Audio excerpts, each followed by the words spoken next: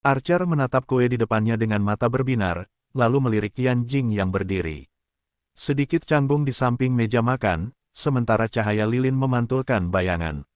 Lembut di wajahnya yang pucat namun hangat.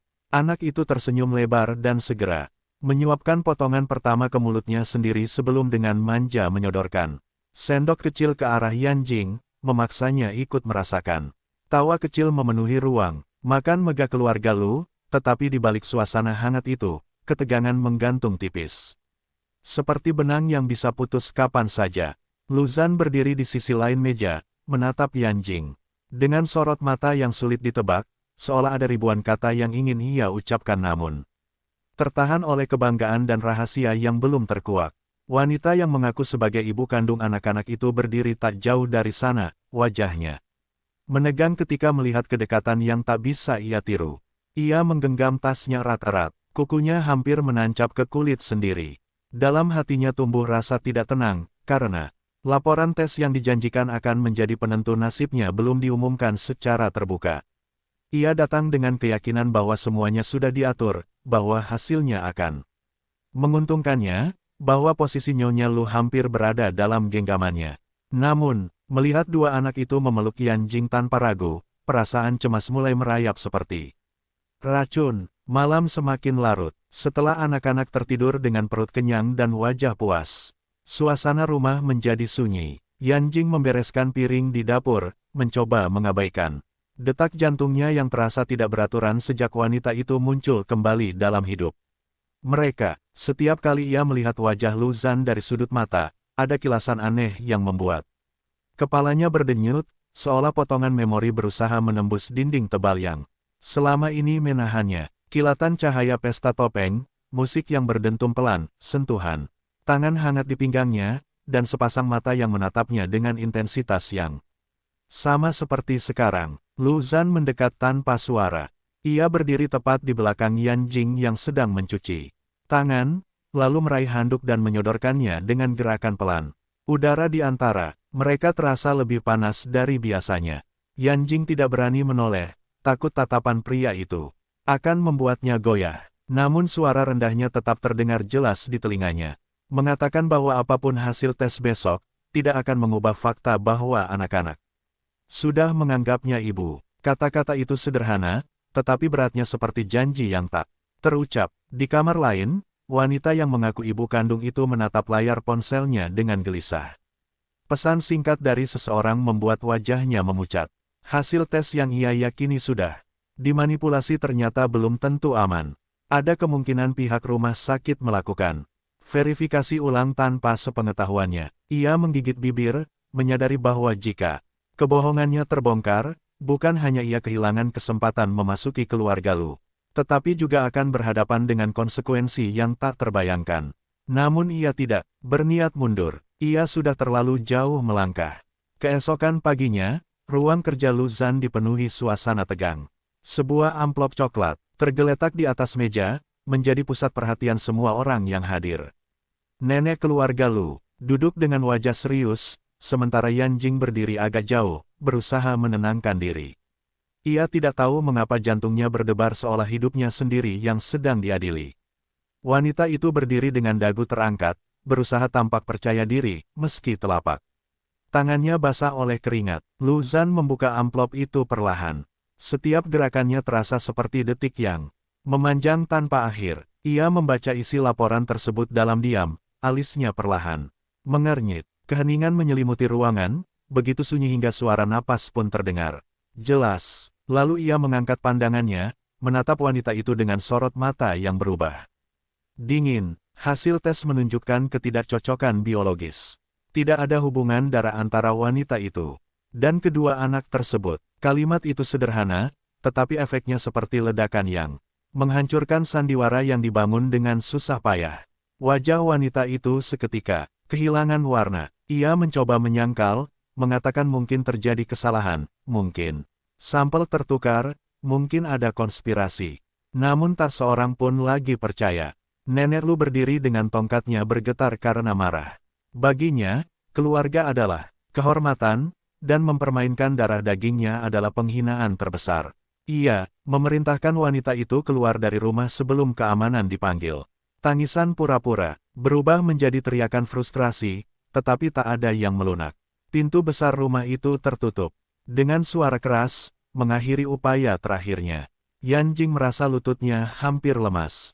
Ia tidak tahu mengapa hasil itu membuatnya lega. Sekaligus gelisah. Jika wanita itu bukan ibu kandung anak-anak, lalu siapa? Kenapa setiap potongan cerita tentang kecelakaan pesawat 5 tahun lalu terasa begitu dekat dengan dirinya? Mengapa setiap kali mendengar kata-kata tentang kehilangan dan api, dadanya terasa sesak seolah ia sendiri yang berada di tengah kobaran itu. Lu Zhan mendekat dan tanpa sadar menggenggam tangannya. Sentuhan itu membuat kepala Yan Jing berdenyut hebat. Kilatan memori kembali menyerang, suara ledakan, bau asap, darah yang mengalir, dan tangisan bayi yang baru lahir. Ia terhuyung, hampir jatuh jika Lu Zhan tidak segera menahannya. Dalam pelukannya, ia merasakan sesuatu yang lebih dari sekadar kenyamanan, ada rasa familiar yang begitu dalam hingga membuatnya takut.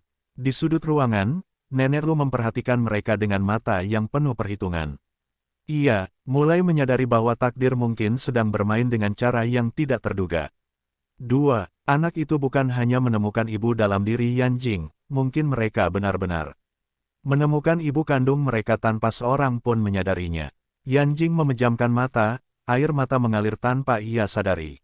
Sebuah nama terlintas di benaknya, nama yang dulu pernah ia ucapkan dengan lembut di tengah pesta topeng 6 tahun lalu. Ketika ia membuka mata kembali, tatapannya bertemu dengan Lu Zhan, dan untuk sesaat, dunia terasa berhenti berputar. Ada jawaban yang hampir terjangkau, tetapi masih tersembunyi di balik kabut masa lalu yang belum sepenuhnya tersingkap. Sakit di kepalanya datang seperti gelombang yang tak bisa ditahan. Yan Jing terjatuh berlutut, napasnya terengah, tangannya mencengkeram dada seolah jantungnya ingin meloncat keluar. Potongan-potongan memori yang selama ini terkunci mulai retak satu persatu. Aula pesta, dengan lampu kristal berkilau, topeng perak yang menutupi separuh wajahnya, pria tinggi dengan setelan hitam yang berdiri di sudut ruangan dan menatapnya tanpa berkedip.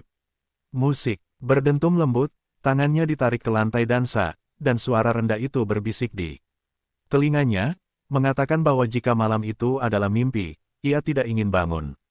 Lu Zhan memanggil namanya berkali-kali, suaranya berubah panik ketika tubuh Yan Jing melemah di pelukannya. Ia segera mengangkatnya dan membawanya ke kamar. Memerintahkan sopir menyiapkan mobil jika perlu ke rumah sakit. Namun sebelum ia sempat melangkah keluar, Yan Jing mencengkeram kerah bajunya dengan tenaga yang tersisa, matanya basah namun penuh kepastian yang baru lahir. Ia berbisik bahwa ia ingat sebagian, bukan semuanya, tetapi cukup untuk membuatnya gemetar. Ia teringat malam itu bukan sekadar pesta biasa. Ia datang bersama seorang senior yang memaksanya hadir demi memperluas relasi. Ia merasa asing di tengah keramaian, hingga seorang pria dengan tahi lalat kecil di sudut mata mendekatinya. Pria itu memperkenalkan diri sebagai Lu Xiao. Mereka berbincang lama, tertawa, menari, dan pada suatu titik ia merasa seolah telah mengenalnya seumur hidup. Ia teringat bagaimana pria itu melepas topengnya sebentar, memperlihatkan wajah yang sama persis dengan Lu Zhan yang kini berdiri di hadapannya, hanya berbeda pada tanda kecil di sudut mata. Namun ingatan berikutnya tidak lagi seindah itu. Ia teringat perjalanan keluar kota beberapa bulan kemudian, perutnya yang mulai membesar, dan suara telepon yang memintanya datang ke suatu tempat dengan alasan mendesak. Ia teringat kilatan cahaya dan suara ledakan di langit, kepanikan, lalu kegelapan total. Tubuhnya gemetar hebat saat menyadari potongan terakhir, ia melahirkan dalam kondisi setengah sadar, mendengar seseorang berkata bahwa ia kehilangan terlalu banyak darah. Lu Zhan membeku, wajahnya kehilangan warna ketika ia mendengar pengakuan itu.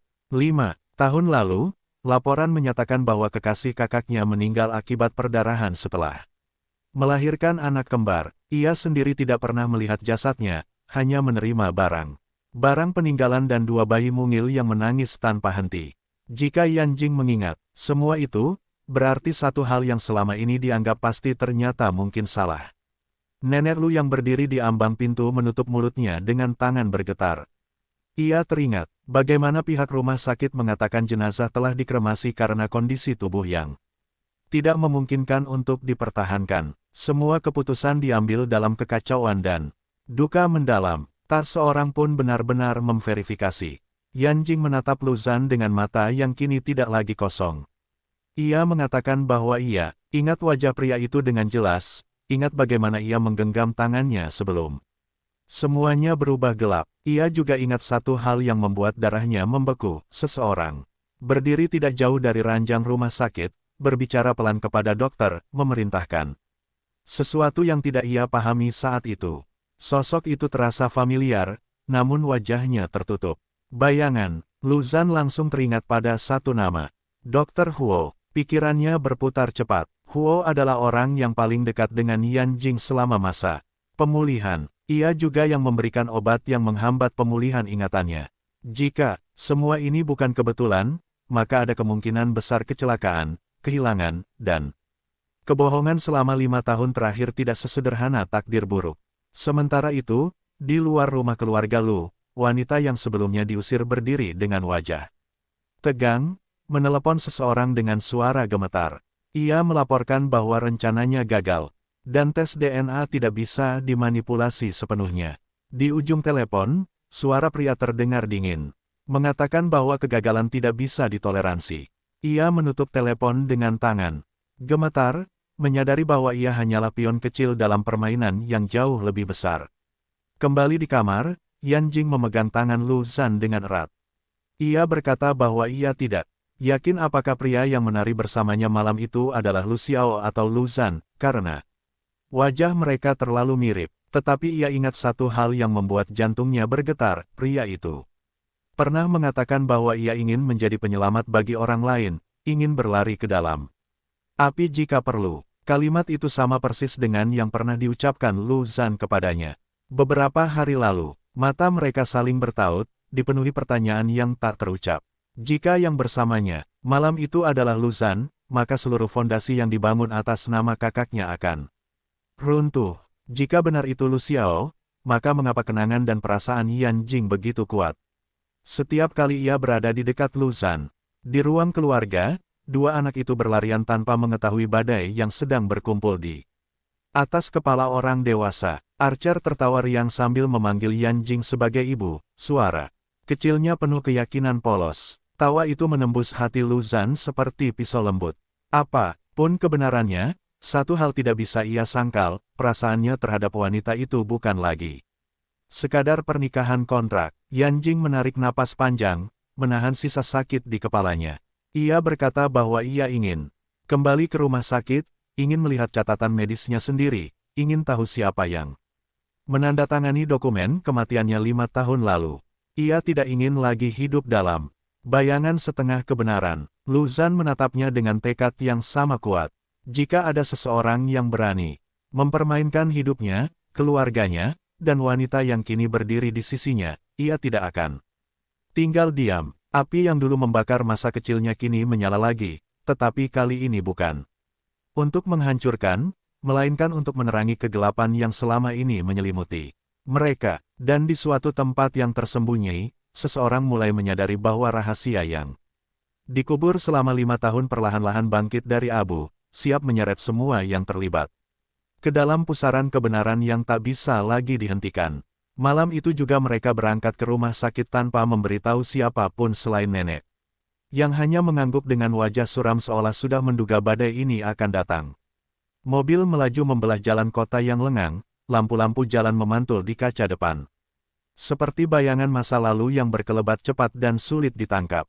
Yan Jing duduk diam di kursi penumpang, tangannya saling menggenggam kuat di pangkuan, kuku-kukunya memucat karena tekanan. Setiap gedung yang mereka lewati terasa asing sekaligus akrab, seolah ia pernah berada di kota ini dalam kondisi antara hidup dan mati tanpa benar-benar menyadarinya. Sesampainya di rumah sakit, lorong-lorong panjang yang berbau antiseptik menyambut mereka dengan dingin. Suasana malam membuat segalanya terasa lebih sunyi dan menekan.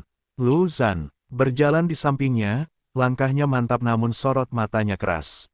Ia langsung menuju bagian arsip dan meminta akses ke rekam medis 5 tahun lalu dengan nada yang tidak memberi ruang untuk penolakan. Nama keluarga Lu masih memiliki bobot di tempat itu, dan meskipun petugas sempat ragu, akhirnya mereka membawa kotak arsip lama yang berdebu. Yan Jing menahan napas ketika map dengan namanya diletakkan di atas meja. Tangannya gemetar saat membukanya. Di dalamnya terdapat laporan medis tentang operasi darurat, catatan perdarahan hebat, dan satu lembar dokumen kematian yang ditandatangani oleh dokter penanggung jawab. Nama yang tertera di sana membuat darahnya membeku. Dokter Huo. Lu Zhan juga melihatnya. Rahangnya mengeras. Ia tidak berkata apa-apa, tetapi amarah yang terkendali terlihat jelas dari cara tangannya mengepal. Di lembar berikutnya ada formulir persetujuan kremasi yang ditandatangani oleh perwakilan keluarga Lu dalam kondisi darurat. Tanda tangan itu milik seorang manajer lama perusahaan yang sudah lama mengundurkan diri. Secara tiba-tiba tak lama setelah kecelakaan pesawat, seketika benang-benang peristiwa yang selama ini terpisah mulai terhubung. Yan Jing memejamkan mata, mencoba memaksa ingatan yang lebih dalam muncul. Ia teringat suara samar di ruang operasi. Seseorang berkata bahwa pasien tidak boleh sadar bahwa semuanya harus selesai malam itu juga. Ia teringat rasa dingin menyusup ke pembuluh darahnya setelah suntikan terakhir, lalu kegelapan. Lu Zhan memanggil kepala administrasi rumah sakit untuk memastikan keaslian dokumen. Setelah diperiksa ulang melalui sistem digital lama, ditemukan kejanggalan pada waktu pencatatan. Jam kematian tercatat 2 jam sebelum prosedur terakhir selesai. Itu tidak masuk akal, artinya seseorang sengaja memalsukan waktu agar proses berikutnya bisa dilakukan. Tanpa pemeriksaan tambahan, Yan Jing merasakan kepalanya kembali berdenyut, tetapi kali ini bukan karena kebingungan, melainkan karena kemarahan yang perlahan bangkit. 5 tahun hidupnya hilang begitu saja. Ia dibangunkan dari koma, diberi obat untuk menghambat ingatan, lalu diyakinkan bahwa ia hanya menjalani operasi otak biasa. Sementara anak-anaknya dibesarkan tanpa mengetahui siapa ibu mereka sebenarnya. Langkah kaki terdengar di lorong. Dokter Huo muncul dengan wajah terkejut ketika melihat mereka berdiri di ruang arsip. Tatapannya langsung beralih ke map yang terbuka di tangan Yan Jing. Untuk sesaat ia tidak berkata apa-apa, hanya menatap dengan campuran kecemasan dan sesuatu yang lebih gelap. Lu Zhan berdiri di depannya, jarak mereka hanya beberapa langkah. Suaranya rendah namun tajam ketika menanyakan mengapa ia menandatangani surat kematian seseorang yang masih hidup. Huo berusaha tetap tenang, mengatakan bahwa saat itu kondisi pasien kritis dan laporan didasarkan pada informasi tim medis. Namun tatapannya tidak lagi setegas biasanya. Yan Jing maju selangkah. Ia menatap pria yang selama ini ia panggil senior dengan kepercayaan penuh. Ia bertanya mengapa obat yang diberikan ternyata adalah penghambat pemulihan ingatan, bukan sebaliknya seperti yang dijanjikan. Ruangan itu terasa semakin sempit ketika keheningan menggantung di antara mereka. Huo akhirnya menghela napas panjang. Wajahnya kehilangan topeng profesionalnya. Ia berkata bahwa ia melakukannya demi melindungi Yan Jing.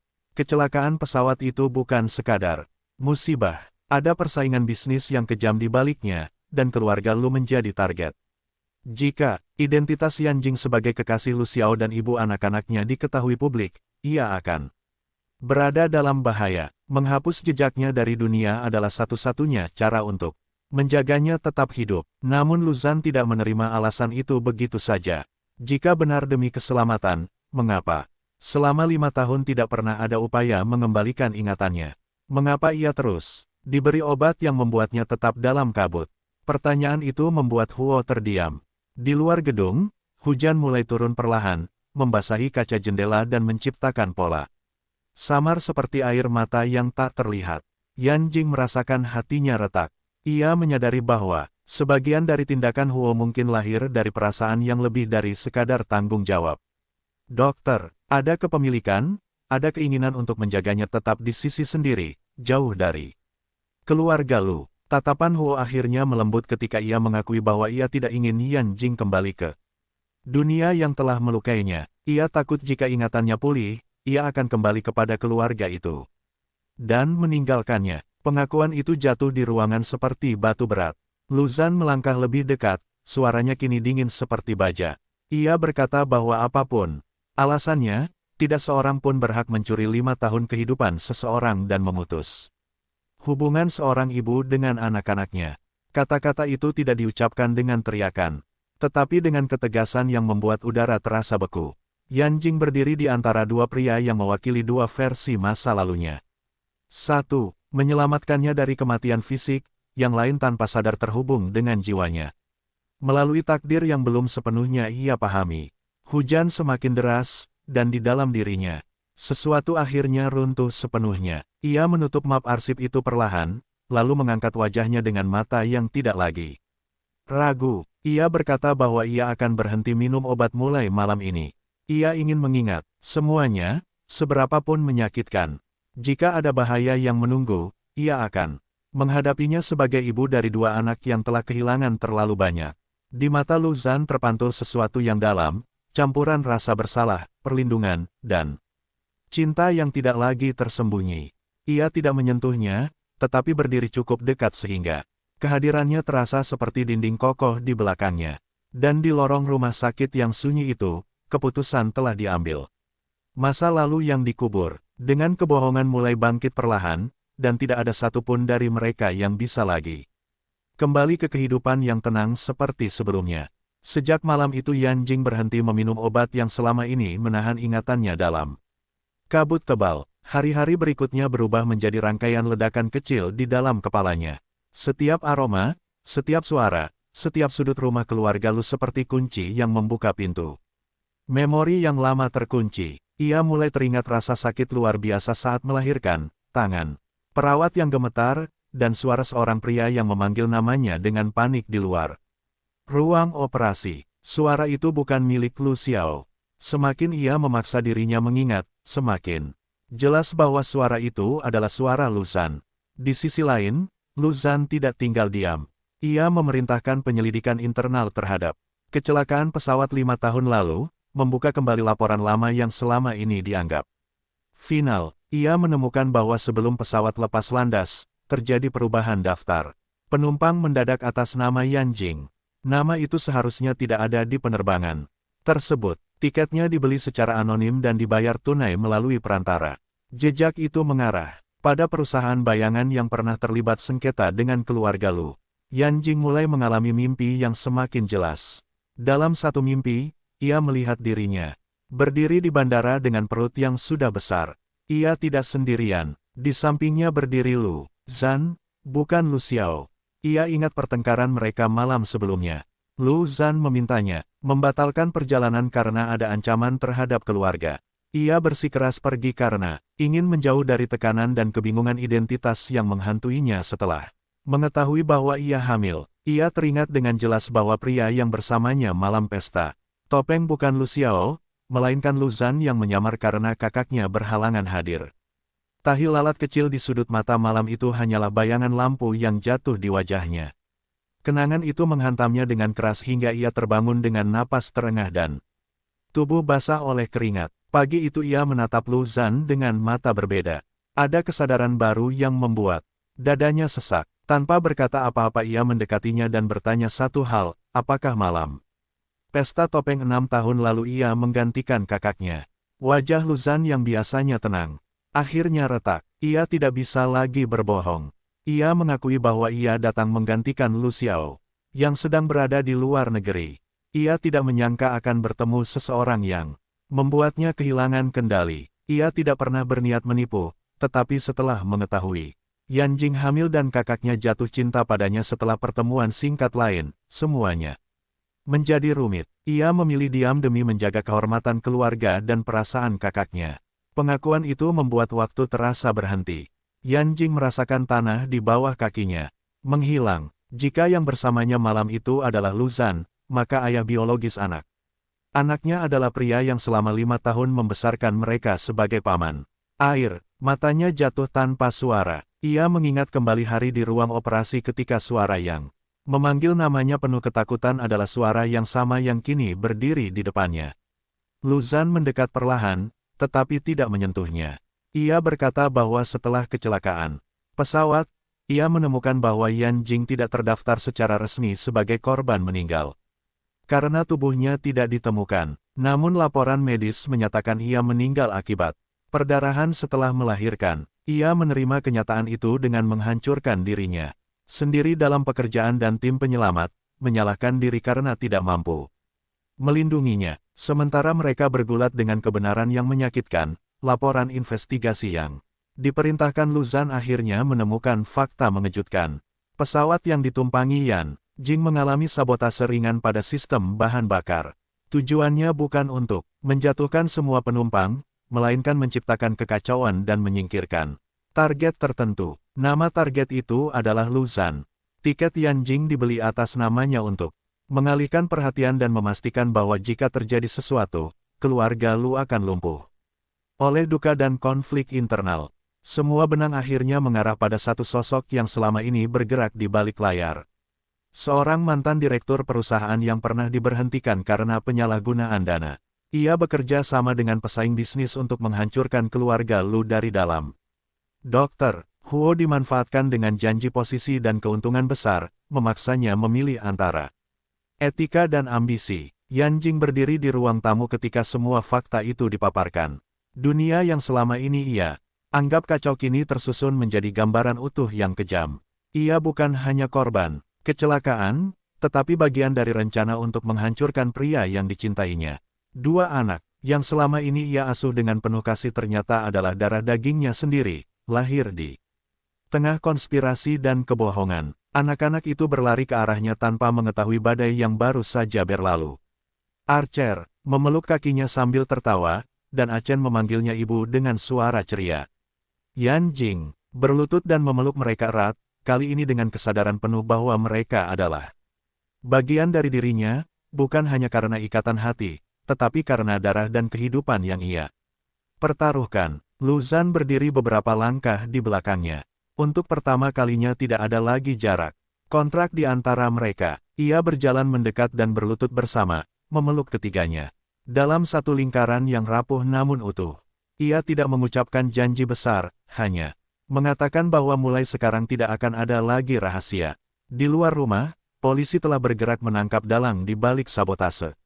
Permainan panjang, yang dimulai 5 tahun lalu akhirnya mendekati akhir. Namun bagi Yan Jing dan Luzan, awal yang sebenarnya baru saja dimulai. Kebenaran memang menyakitkan, tetapi di tengah luka itu, mereka menemukan sesuatu yang tak pernah hilang, perasaan yang tumbuh dari satu malam. Pesta topeng, melewati api, darah, dan kehilangan, dan kini berdiri kokoh sebagai keluarga. Yang akhirnya menemukan jalan pulang. Namun kedamaian yang baru saja mereka rasakan tidak bertahan lama. 2 hari setelah pengakuan itu, ketika rumah keluarga Lu mulai kembali dipenuhi tawa anak-anak dan suasana yang lebih ringan, sebuah kabar datang seperti petir di siang bolong. Mantan direktur yang menjadi dalang sabotase pesawat ditemukan tewas di apartemennya sebelum sempat memberikan kesaksian resmi. Kematian itu dinyatakan sebagai bunuh diri, tetapi terlalu banyak kejanggalan yang membuat Luzan tidak percaya begitu saja. Bukti-bukti penting menghilang, dan beberapa saksi kunci tiba-tiba mengubah pernyataan mereka. Yan Jing yang kini ingatannya hampir pulih sepenuhnya merasakan firasat buruk. Ia tahu, permainan sebesar ini tidak mungkin hanya melibatkan satu orang. Jika dalangnya sudah dibungkam, berarti masih ada tangan lain yang berusaha menutup kebenaran. Ketika ia sedang menyuapi Archer makan malam, ponselnya bergetar.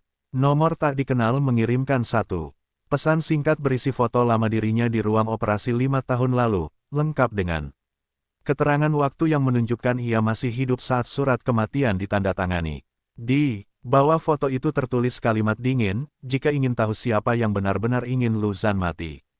Datang sendiri, tangannya langsung gemetar, tetapi ia tidak menunjukkan kepanikan di depan anak-anak. Ia menyimpan ponsel itu dan memaksakan senyum. Di dalam hatinya, ketakutan bukan lagi untuk dirinya sendiri, melainkan untuk keluarga kecil yang baru saja ia temukan kembali. Malam itu ia tidak bisa tidur. Ia menatap wajah Luzan yang terlelap di sampingnya dan teringat semua pertengkaran, kesalahpahaman, dan luka yang mereka lalui. Ia tidak ingin kehilangan lagi. Keesokan paginya ia meninggalkan rumah lebih awal dengan alasan menemui klien nutrisi. Ia tidak memberitahu Luzan tentang pesan itu karena tidak ingin ia bertindak gegabah. Lokasi yang dikirim berada di sebuah gudang tua di pinggiran kota. Tempat itu sunyi dan berdebu, dengan pintu besi setengah berkarat yang berderit saat ia dorong. Cahaya matahari masuk melalui celah atap yang retak, menciptakan garis-garis terang di udara yang penuh partikel. Debu. Seorang pria berdiri membelakanginya di tengah ruangan. Suaranya berat dan tenang ketika ia berbicara tanpa menoleh.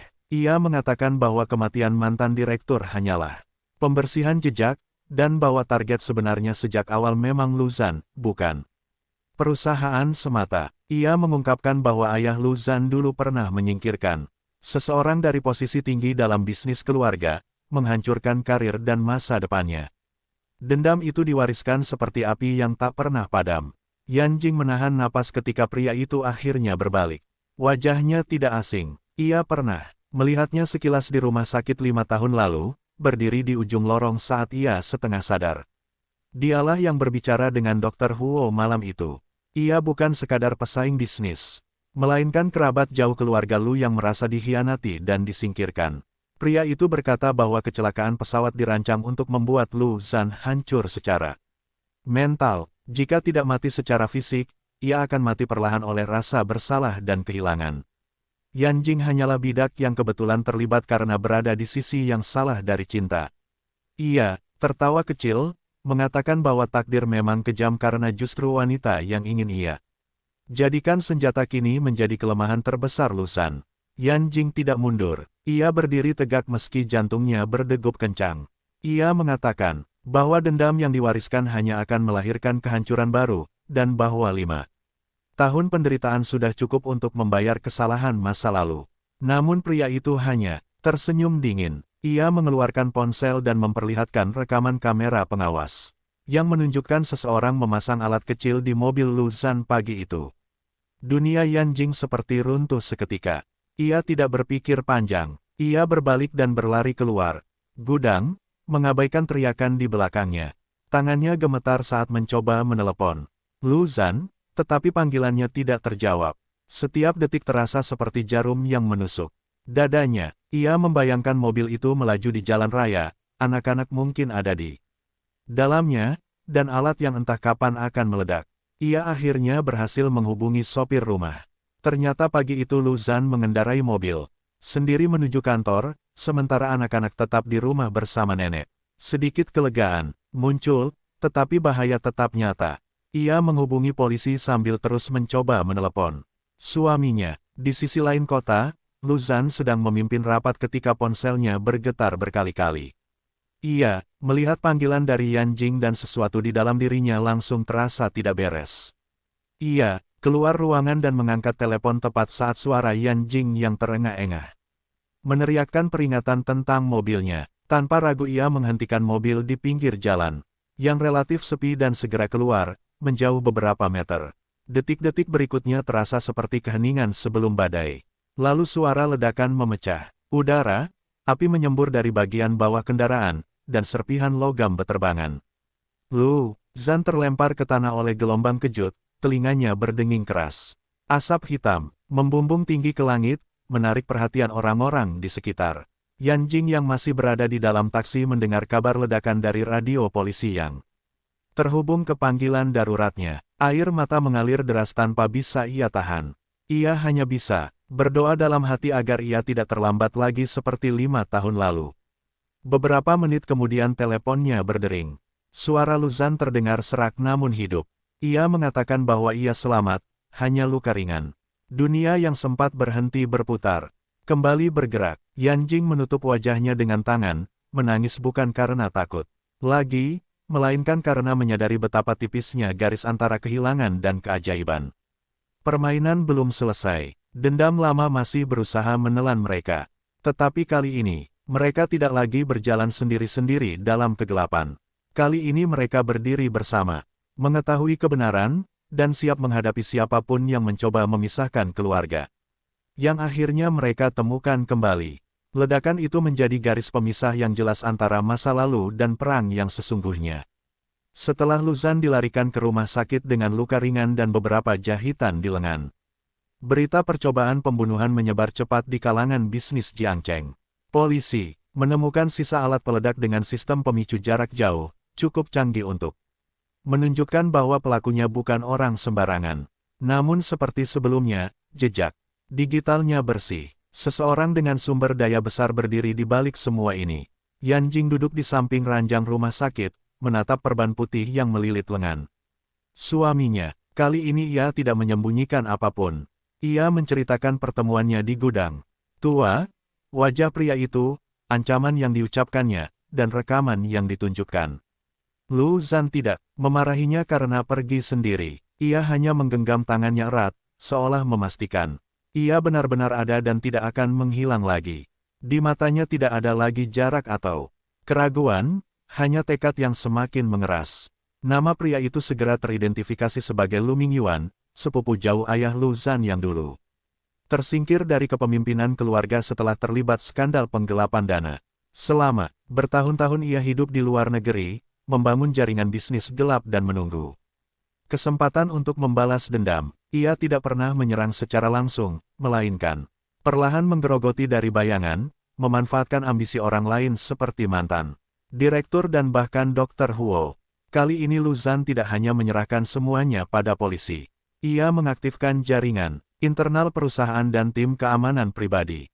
Ia tahu bahwa melawan orang seperti Mingyuan bukan hanya soal hukum, tetapi juga soal strategi. Sementara itu, Yan Jing bersikeras untuk tetap di sisinya, meski ia tahu itu berarti bahaya belum benar-benar berlalu. Di rumah keluarga Lu, nenek berdiri lebih tegar dari sebelumnya. Ia memerintahkan peningkatan keamanan dan membatasi aktivitas anak-anak di luar rumah. Archer dan Achen tidak sepenuhnya mengerti apa yang terjadi, tetapi mereka merasakan ketegangan di udara. Suatu malam, Archer memeluk Yan Jing dan bertanya dengan polos apakah ada orang jahat yang ingin mengambil ayahnya lagi. Pertanyaan itu menusuk hati Yan Jing lebih dalam dari ancaman apapun. Ia memeluk anaknya dan berjanji bahwa selama ia masih bernapas, tidak ada yang akan memisahkan keluarga mereka. Sementara itu, Mingyuan menyadari bahwa percobaan keduanya gagal. Ia mulai bergerak lebih agresif. Saham perusahaan Lu tiba-tiba diserang oleh transaksi besar-besaran dari perusahaan Changkang, mencoba menjatuhkan harga dan memicu kepanikan pasar. Media juga mulai menerima berita anonim tentang skandal lama keluarga Lu, termasuk kebohongan soal kematian Yan Jing 5 tahun lalu. Tujuannya jelas, menghancurkan reputasi sebelum menghancurkan orangnya. Lu Zhan berdiri di ruang rapat dengan wajah tenang meski tekanan datang dari segala arah. Ia mengumumkan secara terbuka bahwa istrinya, yang sebelumnya dinyatakan meninggal, adalah korban kesalahan medis dan manipulasi pihak luar. Ia memilih transparansi daripada bersembunyi. Langkah itu mengejutkan banyak pihak, tetapi justru membuat publik bersimpati. Cerita tentang ibu yang kembali dari kematian dan keluarga yang disatukan kembali oleh kebenaran menyentuh banyak hati. Yan Jing yang awalnya hanya ingin hidup tenang sebagai ahli gizi kini berdiri di samping suaminya dalam konferensi pers. Suaranya bergetar di awal, tetapi ia berbicara jujur tentang kehilangan 5 tahun hidupnya, tentang anak-anak yang tumbuh tanpa mengenalnya, dan tentang pilihan untuk tidak lagi takut. Keberaniannya menjadi tamparan bagi mereka yang ingin menekannya dalam bayangan. Tekanan balik mulai terasa. Beberapa rekan lama Mingyuan menarik diri karena takut terseret skandal publik. Polisi yang sebelumnya kesulitan kini mendapat cukup alasan untuk mengeluarkan surat perintah penangkapan. Namun pria itu belum menyerah. Dalam langkah terakhir yang nekat, ia menculik sopir lama keluarga Lu untuk memancing Lu Zhan keluar sendirian. Ketika pesan ancaman itu sampai, Yan Jing langsung tahu bahwa ini adalah jebakan yang lebih berbahaya dari sebelumnya. Ia melihat kilatan lama di mata Lu Zhan, kilatan seorang penyelamat yang siap berlari ke dalam api tanpa memikirkan dirinya sendiri. Kali ini ia tidak akan membiarkannya pergi sendirian. Ia mengingatkannya bahwa menjadi pahlawan bukan berarti harus mati, bahwa keluarga mereka membutuhkan ayah yang hidup, bukan legenda yang dikenang. Akhirnya mereka menyusun rencana bersama polisi. Pertemuan diatur di lokasi terpencil. Tetapi kali ini bukan Lu Zhan yang berjalan tanpa perlindungan. Tim khusus sudah bersiap di sekitar lokasi. Ketika Mingyuan muncul dengan senyum penuh kebencian, ia tidak menyadari bahwa permainan yang ia kendalikan selama 5 tahun telah berbalik arah. Konfrontasi itu berlangsung cepat dan brutal. Ming Yuan mencoba melarikan diri ketika menyadari dirinya dikepung, tetapi langkahnya terhenti oleh suara tembakan peringatan dan lampu sorot yang menyilaukan. Untuk pertama kalinya dalam bertahun-tahun, dendamnya bertemu tembok yang tidak bisa ia runtuhkan. Ia ditangkap dengan wajah penuh amarah, berteriak bahwa keluarga Lu tidak akan pernah benar-benar damai. Ketika semuanya berakhir dan malam kembali sunyi, Yan Jing berdiri di halaman rumah. Bersama Lu Zhan, angin malam berhembus lembut, membawa aroma bunga yang baru mekar. Tidak ada lagi sirene, tidak ada lagi ledakan. Hanya suara napas mereka yang perlahan kembali. Stabil, Lu Zhan memandangnya lama sebelum akhirnya memeluknya erat, bukan karena takut kehilangan, tetapi karena akhirnya ia tidak perlu lagi menahan perasaannya. Yan Jing membalas pelukan itu tanpa ragu. 5 tahun yang hilang tidak bisa dikembalikan, tetapi masa depan yang terbuka di depan mereka terasa lebih berharga dari apapun. Di dalam rumah, dua anak itu tertidur dengan damai, tidak lagi berada di tengah badai rahasia dan kebohongan. Untuk pertama kalinya sejak pesta topeng 6 tahun lalu, Yan Jing merasa bahwa hidupnya benar-benar miliknya sendiri. Dan kali ini, tidak ada yang akan mencurinya. Lagi, penangkapan Lu Mingyuan tidak serta-merta mengakhiri segalanya, tetapi untuk pertama kalinya udara di rumah keluarga Lu terasa ringan tanpa bayangan ancaman yang terus mengintai. Proses hukum berjalan panjang dan melelahkan, namun bukti-bukti yang terkumpul dari sabotase pesawat, manipulasi saham, hingga percobaan pembunuhan kini terhubung. Jelas, nama keluarga Lu yang sempat diguncang isu perlahan kembali kokoh, bukan hanya karena kekuatan bisnisnya, tetapi karena keberanian mereka menghadapi kebenaran tanpa lagi bersembunyi. Beberapa minggu kemudian, kehidupan mulai menemukan ritmenya yang baru. Yan Jing resmi tercatat sebagai ibu biologis Archer dan Achen setelah tes DNA ulang dilakukan secara terbuka. Hari ketika hasil itu diumumkan bukan sekadar formalitas hukum, melainkan pengakuan atas 5 tahun yang dicuri. Ketika ia memeluk kedua anaknya di ruang keluarga, sambil menunjukkan dokumen itu dengan mata berkaca-kaca, mereka tidak sepenuhnya mengerti arti angka-angka di kertas tersebut. Mereka hanya tahu bahwa ibu mereka kini tidak akan pernah pergi lagi. Lu Zhan berdiri menyaksikan momen itu dengan dada penuh emosi yang sulit ia uraikan. Selama 5 tahun ia hidup dengan keyakinan bahwa ia telah kehilangan wanita yang dicintainya dan membesarkan anak-anak yang ia kira milik kakaknya. Kini takdir membalik segalanya. Anak-anak itu adalah darah dagingnya sendiri, buah dari satu malam yang awalnya ia anggap kesalahan karena menyamar sebagai orang lain. Rasa bersalah terhadap mendiang kakaknya berubah menjadi doa yang tulus, berharap dimanapun Lu Xiao berada, ia memahami bahwa cinta tidak pernah berniat mengkhianati. Hubungan Yan Jing dan Lu Zhan pun berubah secara perlahan namun pasti. Pernikahan yang dulu berlandaskan kontrak ini dipenuhi percakapan jujur dan tawa yang tidak lagi dibuat-buat. Mereka belajar mengenal satu sama lain bukan sebagai kewajiban, tetapi sebagai dua orang yang pernah tersesat dan akhirnya menemukan jalan pulang. Ada malam-malam ketika Yan Jing terbangun karena mimpi buruk tentang api dan ledakan, tetapi kini ia tidak lagi sendirian. Menghadapi bayangan itu, tangan Lu Zhan selalu ada, menggenggamnya hingga napasnya kembali tenang. Suatu sore, saat matahari terbenam dengan warna jingga yang lembut, keluarga kecil itu duduk di taman belakang rumah. Archer berlari mengejar kupu-kupu, sementara Achen bersandar di bahu ayahnya sambil bercerita tentang pelajaran di sekolah. Yan Jing memandangi mereka dengan perasaan yang tidak lagi bercampur takut. Ia menyadari bahwa kehilangan 5 tahun bukan hanya tentang waktu yang hilang, tetapi tentang kesempatan kedua yang jarang diberikan kepada siapapun. Lu Zhan menoleh padanya dan berkata pelan bahwa ia tidak ingin lagi menyebut hubungan mereka sebagai takdir yang kejam, melainkan sebagai pilihan yang terus mereka buat setiap hari untuk tetap bersama. Yan Jing tersenyum, menyentuh bekas luka tipis di lengannya yang menjadi pengingat ledakan itu. Luka itu tidak lagi terasa sebagai tanda kelemahan, melainkan bukti bahwa mereka bertahan. Di ruang kerja, foto pesta topeng 6 tahun lalu kini dipajang tanpa rasa bersalah. Topeng perak yang dulu menyembunyikan identitas kini menjadi simbol bahwa kebenaran, seberapa pun tertutupnya, akan menemukan jalannya sendiri. Yan Jing tidak lagi takut pada masa lalunya, ia menerimanya sebagai bagian dari perjalanan yang membentuk dirinya menjadi lebih kuat. Malam itu, ketika anak-anak telah tertidur dan rumah kembali sunyi, Luzan membawa Yan Jing ke balkon yang menghadap langit kota. Lampu-lampu berkilau seperti bintang buatan manusia. Ia tidak berbicara panjang, hanya mengeluarkan cincin sederhana yang selama ini ia simpan, bukan sebagai kewajiban kontrak, bukan sebagai strategi keluarga, tetapi sebagai janji yang lahir dari pilihan sadar. Yan Jing menatapnya lama sebelum mengangguk, air mata hangat mengalir tanpa rasa pahit. Ia tahu bahwa cinta mereka tidak sempurna dan tidak lahir dari awal yang mudah. Namun justru, karena melalui api, kehilangan, dan pengkhianatan, cinta itu menjadi sesuatu yang tidak bisa lagi digoyahkan. Di bawah langit malam Jiangcheng, tanpa sorotan kamera atau tekanan keluarga, mereka mengikat janji yang sebenarnya, bukan tentang kekuasaan atau balas dendam, melainkan tentang rumah, tentang anak-anak yang tertawa di pagi hari, dan tentang dua jiwa yang akhirnya berhenti berlari dari bayangan masa lalu. Kali ini, tidak ada pesta topeng, tidak ada kebohongan, hanya wajah asli dan hati yang terbuka sepenuhnya.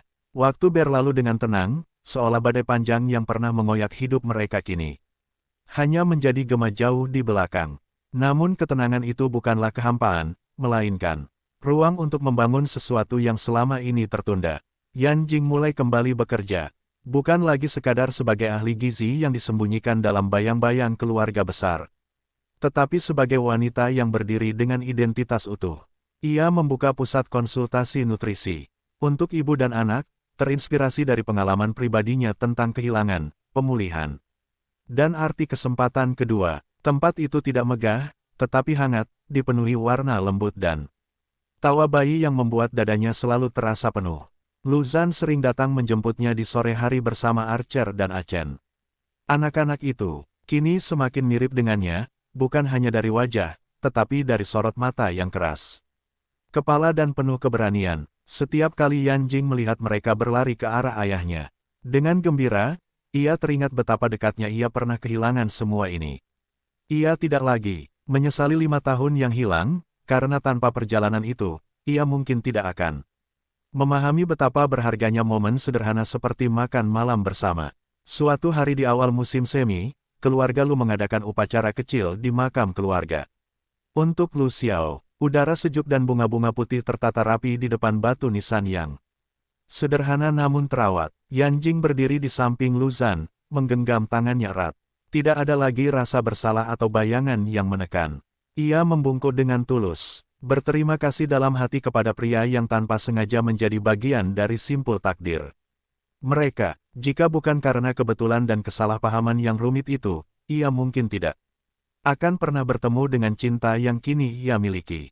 Luzan menatap batu nisan kakaknya cukup lama sebelum akhirnya berbicara pelan. Mengatakan bahwa ia telah menemukan kebahagiaan yang selama ini terasa mustahil. Angin berhembus lembut, seolah membawa pesan yang tak terdengar. Tidak ada lagi rahasia di antara mereka, tidak ada lagi bayangan yang memisahkan. Beberapa bulan kemudian, kehidupan kembali memberi kejutan yang berbeda. Yan Jing berdiri di kamar mandi dengan 2 garis merah di alat tes kehamilan, tangannya gemetar bukan karena takut, tetapi karena haru yang tak terucap. Ketika ia keluar dan menyerahkan benda kecil itu kepada Luzan, pria itu terdiam beberapa detik sebelum menariknya ke dalam pelukan erat. Kali ini tidak ada kecelakaan, tidak ada konspirasi, tidak ada api atau ledakan yang mengiringi kabar itu, hanya kehangatan rumah dan tawa 2 anak yang belum sepenuhnya mengerti mengapa orang tua mereka menangis sambil tersenyum. Kehamilan itu dijaga dengan penuh kehati-hatian dan cinta.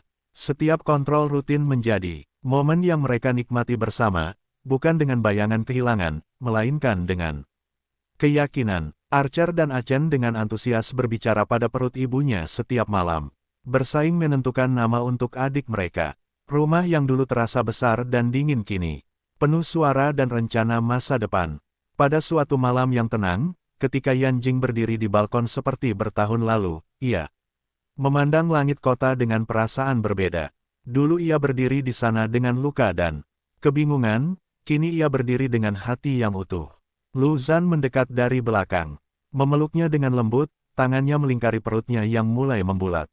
Tidak ada kata-kata besar yang diperlukan. Kehadiran itu sudah cukup. Api yang dulu menghancurkan kini hanya menjadi kenangan tentang bagaimana mereka belajar bertahan. Pesta topeng yang penuh salah paham kini menjadi cerita yang akan mereka ceritakan suatu hari nanti dengan senyum. Anak-anak yang lahir di tengah kekacauan kini tumbuh dalam cinta yang tak lagi terancam. Di dalam rumah, tawa Archer dan Achen bergema ketika mereka berdebat tentang warna. Kamar bayi, Yanjing menoleh ke arah suara itu dan tersenyum. Ia akhirnya mengerti bahwa rumah bukanlah tempat tanpa luka, melainkan tempat di mana luka disembuhkan bersama. Dan untuk pertama kalinya sejak 6 tahun lalu, ia tidak lagi takut pada masa depan, karena apapun yang datang, mereka akan menghadapinya sebagai satu keluarga, tanpa topeng, tanpa rahasia, hanya dengan cinta yang telah teruji oleh api dan waktu. Kehamilan Yanjing berjalan lebih tenang dibanding masa lalunya, namun bukan berarti tanpa gejolak batin. Setiap kali ia merasakan gerakan kecil di dalam rahimnya, ia teringat malam penuh darah dan rasa kehilangan 5 tahun lalu. Bedanya, kini tidak ada lorong rumah sakit yang sunyi dan penuh kebohongan, tidak ada suara samar yang menandatangani kematiannya. Kali ini Lu Zhan selalu berada di sampingnya, menggenggam tangannya di setiap pemeriksaan. Menatap layar ultrasonografi dengan mata yang tak lagi menyimpan penyesalan, melainkan harapan yang murni. Archer dan Achen berubah menjadi penjaga kecil yang posesif. Mereka melarang ibu mereka mengangkat barang berat, bahkan sekadar mengambil gelas dari meja. Setiap malam mereka berebut menempelkan telinga ke perut Yanjing, tertawa ketika merasakan tendangan kecil dari dalam. Rumah yang dulu dipenuhi ketegangan kini dipenuhi cahaya lampu hangat dan aroma sup yang dimasak perlahan, percakapan sederhana tentang sekolah, dan rencana masa depan yang tidak lagi dibayangi ancaman. Namun di tengah kebahagiaan itu, Yanjing menyadari satu hal yang belum sepenuhnya ia selesaikan. Ia belum benar-benar berdamai dengan dirinya sendiri atas keputusan-keputusan di masa lalu. Suatu malam ketika anak-anak telah tidur dan hujan turun pelan di luar jendela, ia duduk berhadapan dengan Lu Zhan di ruang keluarga yang remang. Ia mengatakan bahwa, meskipun mereka telah melewati badai, ada bagian dirinya yang masih merasa bersalah karena pernah ingin pergi, karena pernah meragukan pria di depannya. Lu Zhan tidak langsung menjawab. Ia hanya mendengarkan, lalu mendekat dan memegang wajahnya dengan lembut. Ia mengakui bahwa ia pun pernah membuat pilihan yang salah.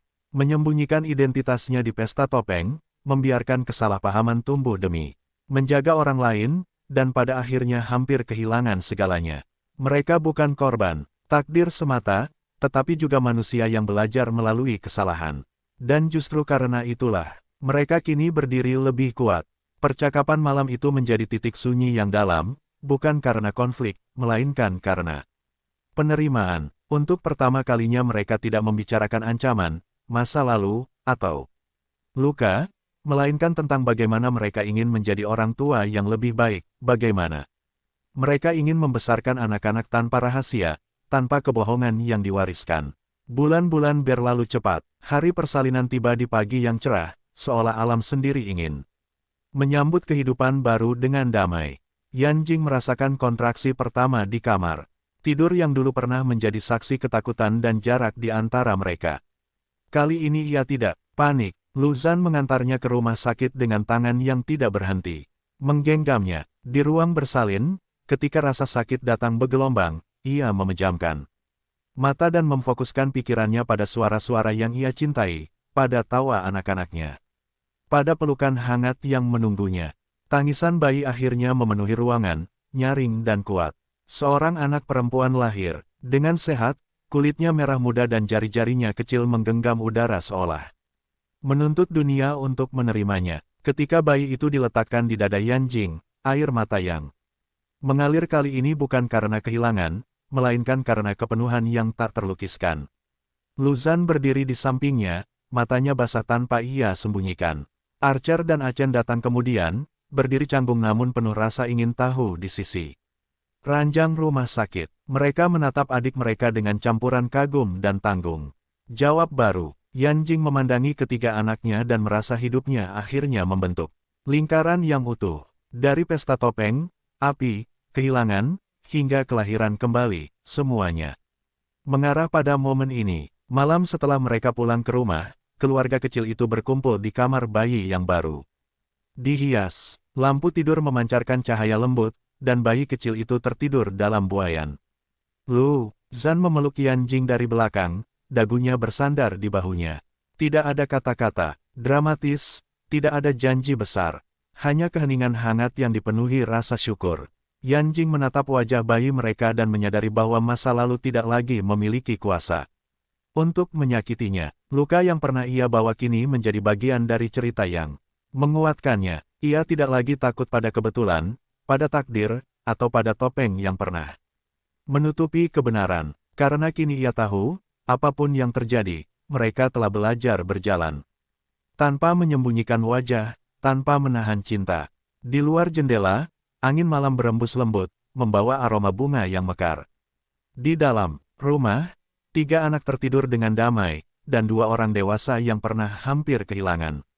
Segalanya berdiri dalam keheningan yang penuh makna. Hidup mereka tidak sempurna, tetapi justru dalam ketidaksempurnaan itulah mereka menemukan arti rumah yang sebenarnya. Hari-hari setelah kelahiran putri kecil mereka dipenuhi dengan ritme baru yang melelahkan, namun membahagiakan. Tangisan tengah malam, botol susu hangat, dan langkah pelan di lorong rumah menjadi melodi yang menghidupkan setiap sudut.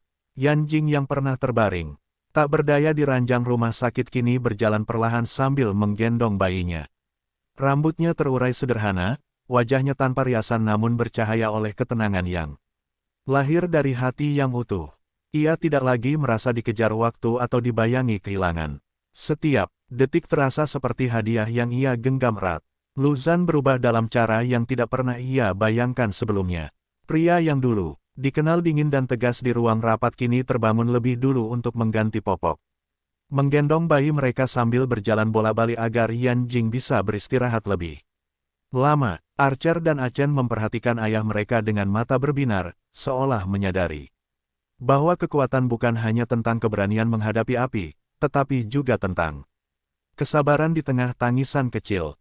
Suatu malam, ketika hujan turun pelan dan rumah terbungkus keheningan, Yan Jing duduk sendirian di ruang tamu sambil memandangi foto keluarga terbaru mereka yang terpajang di atas perapian. Dalam foto itu, mereka berdiri tanpa jarak, tanpa bayangan masa lalu. Ia menyentuh bingkai kayu itu dengan ujung jarinya, teringat perjalanan panjang yang membawa mereka sampai di titik ini. Ada saat ia mengira hidupnya telah berakhir di ruang operasi, saat ia mengira cintanya hanya ilusi di balik topeng, saat ia percaya anak-anaknya bukan miliknya. Semua kesalahpahaman dan rasa sakit itu kini terasa seperti lapisan lama yang telah terkelupas, menyisakan inti yang lebih kuat. Lu Zan mendekat tanpa suara dan duduk di sampingnya. Ia mengikuti arah pandang Yan Jing, lalu menariknya perlahan ke dalam pelukan. Tidak ada lagi ketakutan yang bersembunyi di antara mereka. Ia berkata pelan bahwa dulu ia selalu berlari menuju bahaya karena merasa hanya itu cara untuk menebus rasa bersalahnya. Kini ia mengerti bahwa keberanian terbesar adalah tetap tinggal, melindungi, dan mencintai tanpa syarat. Yan Jing menyandarkan kepalanya di dadanya, mendengarkan detak jantung yang dulu sempat ia kira akan berhenti selamanya. Ia menyadari bahwa perjalanan mereka bukan sekadar tentang mengalahkan musuh atau membongkar konspirasi. Ini tentang 2 orang yang belajar menghadapi diri sendiri, menerima luka, dan memilih untuk tidak lagi lari dari kebenaran. Beberapa bulan kemudian, pusat konsultasi nutrisi yang ia dirikan berkembang pesat. Banyak ibu datang bukan hanya untuk meminta saran kesehatan, tetapi juga untuk mendengar kisahnya. Yan Jing tidak pernah menceritakan detail dramatis tentang ledakan atau sabotase. Ia hanya berbicara tentang kehilangan dan keberanian untuk memulai kembali. Tanpa disadari, ia menjadi simbol harapan bagi banyak wanita yang merasa hidupnya pernah runtuh. Di rumah, tawa anak-anak semakin sering terdengar. Archer mulai menunjukkan bakat kepemimpinan kecilnya. Achen tumbuh lebih tenang dan bijaksana, dan bayi perempuan mereka, yang akhirnya diberi nama Lucinyu, mulai belajar tersenyum setiap kali melihat wajah ayahnya. Nama itu berarti bulan baru, cahaya lembut yang lahir setelah kegelapan. Panjang, suatu sore, keluarga kecil itu berjalan bersama di taman kota. Tidak ada pengawal yang mencolok, tidak ada ketegangan tersembunyi. Hanya tangan-tangan kecil yang saling menggenggam dan langkah yang seirama. Ketika matahari terbenam perlahan di balik pepohonan, Yan Jing berhenti sejenak dan menatap langit yang memerah. Dulu warna itu mengingatkannya pada api dan kehancuran. Kini ia melihatnya sebagai warna awal yang baru. Seperti fajar yang datang setelah malam panjang. Luzan berdiri di sampingnya, menggendong Sinyu sementara Archer dan Achen berlari. Mengejar bayangan mereka sendiri. Ia menoleh dan tersenyum pada Yan Jing, bukan sebagai pria yang pernah menyamar di balik topeng atau penyelamat yang dikejar rasa bersalah. Melainkan sebagai suami dan ayah yang akhirnya menemukan tempatnya. Yan Jing membalas senyum itu dengan ketenangan yang dalam. Ia tahu hidup tidak pernah benar-benar bebas dari ujian, namun ia juga tahu bahwa selama mereka berjalan bersama, tidak ada api yang cukup besar untuk memisahkan mereka lagi. Dalam langkah sederhana di taman yang biasa itu, mereka menulis bab baru yang tidak lagi dipenuhi rahasia atau kehilangan, melainkan kepercayaan yang lahir dari perjalanan panjang dan cinta yang telah terbukti lebih kuat dari waktu. Musim terus berganti tanpa terasa. Sinyu tumbuh sehat, pipinya semakin bulat dan tawanya semakin nyaring memenuhi rumah. Archer mulai memasuki jenjang sekolah yang lebih tinggi. Sementara Achen menunjukkan minatnya pada musik dan sering duduk diam di depan piano. Kecil di ruang keluarga, rumah keluarga Lu yang dulu terasa megah namun dingin kini benar hidup, setiap sudutnya menyimpan jejak langkah kecil dan suara panggilan, ayah, serta ibu, yang tak pernah membosankan. Suatu malam, setelah anak-anak tertidur, Yan Jing menemukan sebuah kotak kayu lama di lemari ruang kerja Luzan. Kotak itu berisi barang-barang dari masa lalu yang selama ini disimpan rapi, topeng perak dari pesta 6 tahun lalu, tiket pesawat yang tak pernah digunakan Luzan, dan sebuah foto candid yang diambil seseorang tanpa mereka sadari. Foto itu memperlihatkan Yan Jing yang tertawa tanpa beban di bawah lampu kristal, sementara seorang pria berdiri di belakangnya dengan tatapan yang tak bisa disembunyikan. Tatapan itu penuh cinta yang belum sempat diakui. Luzan masuk ke ruangan dan mendapati Yan Jing memegang topeng itu. Untuk sesaat, mereka hanya saling menatap. Tidak ada lagi rasa bersalah dalam pandangan mereka, hanya nostalgia dan rasa syukur. Yan Jing berkata pelan bahwa jika malam itu tidak pernah terjadi, mungkin hidup mereka akan jauh lebih sederhana, tetapi juga mungkin tidak akan pernah seindah sekarang. Luzan tersenyum dan mengatakan bahwa ia tidak lagi menyesali satupun jalan yang mereka tempuh, karena setiap luka membawa mereka pulang satu sama lain. Beberapa hari kemudian, keluarga itu mengadakan perayaan kecil ulang tahun ke-6 Archer dan Achen. Halaman belakang dihias sederhana dengan lampu-lampu kecil dan balon warni. Nenek keluarga Lu duduk di kursi rotan sambil mengawasi cucu-cucunya dengan mata yang tak lagi dipenuhi kecemasan, melainkan kebanggaan. Ketika kedua anak itu meniup lilin bersama-sama, mereka menutup mata dan berdoa dengan serius. Setelah itu Archer berbisik bahwa ia berharap keluarga mereka akan selalu bersama, tanpa pernah terpisah lagi. Kata-kata polos itu membuat dada Yan Jing menghangat. Ia memeluk kedua anaknya dan merasakan kehadiran Luzan di belakangnya. Tangan pria itu melingkari bahunya, menegaskan bahwa doa sederhana itu bukan lagi harapan rapuh, melainkan janji yang telah mereka perjuangkan. Di tengah perayaan, Yan Jing menerima kabar bahwa pusat konsultasi nutrisinya akan bekerja sama dengan rumah sakit besar untuk program kesehatan ibu dan anak. Ia terdiam sejenak, teringat bagaimana dulu rumah sakit menjadi tempat ia hampir kehilangan segalanya. Kini, tempat serupa justru menjadi ruang untuk menolong orang lain. Lingkaran hidupnya terasa lengkap. Malam semakin larut dan para tamu mulai pulang. Anak-anak tertidur kelelahan setelah bermain seharian. Yan Jing dan Luzan membereskan sisa dekorasi bersama. Langkah mereka santai tanpa beban. Di bawah langit yang bersih, Yan Jing tiba-tiba berkata bahwa ia ingin suatu hari menceritakan semuanya kepada anak-anak ketika mereka cukup dewasa, bukan untuk membebani, tetapi untuk mengajarkan bahwa kebenaran, seberapapun menyakitkan, selalu lebih baik daripada kebohongan yang nyaman. Luzan mengangguk. Ia menatap rumah mereka yang kini diterangi lampu hangat dari dalam. Lalu kembali menatap istrinya. Ia berkata bahwa ia dulu berpikir hidup adalah tentang melindungi keluarga dari segala bahaya, tetapi kini ia mengerti bahwa hidup adalah tentang berjalan bersama menghadapi apapun yang datang. Angin malam berembus lembut, menggerakkan dedaunan dan membawa aroma rumput basah. Yan Jing memejamkan mata sejenak, merasakan ketenangan yang dalam. Tidak ada lagi pesan ancaman, tidak ada lagi ledakan atau rahasia yang menunggu terungkap. Hanya suara, napas orang yang ia cintai dan keyakinan bahwa apapun masa depan yang menanti, mereka tidak akan pernah lagi memakai topeng untuk saling melindungi. Dalam keheningan itu, mereka berdiri berdampingan, menyadari bahwa perjalanan panjang, penuh api dan air mata telah membawa mereka pada satu kebenaran sederhana, rumah bukanlah tempat tanpa badai, melainkan tempat di mana badai dapat dilewati bersama. Dan, kali ini, mereka tidak hanya selamat, tetapi benar-benar hidup. Tahun-tahun berikutnya mengalir seperti sungai yang tenang namun dalam. Bukan berarti, tanpa riak, tetapi tidak lagi bergelombang liar seperti dulu.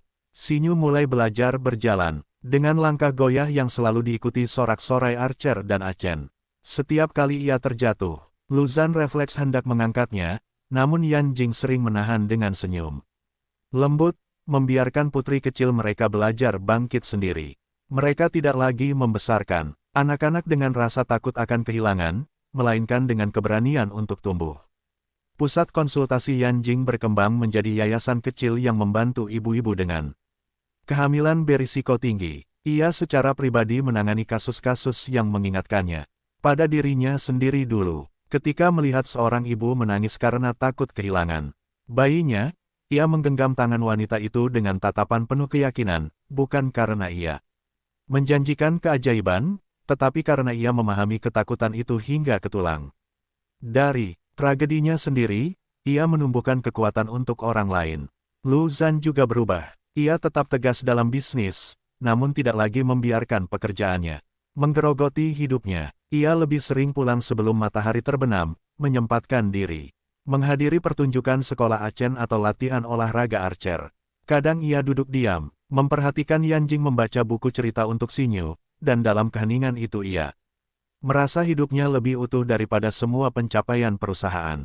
Suatu sore, ketika hujan turun tipis dan anak-anak berkumpul di ruang keluarga, Archer tiba bertanya tentang bekas luka tipis di lengan ayahnya.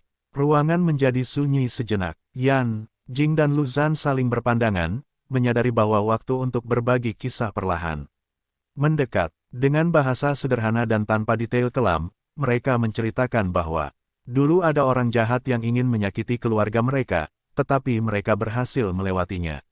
Bersama, Archer mendengarkan dengan mata membesar, sementara Achen menggenggam tangan ibunya lebih erat. Yan Jing menambahkan bahwa yang paling penting bukanlah siapa yang menyerang, tetapi bagaimana mereka memilih untuk tetap bersama.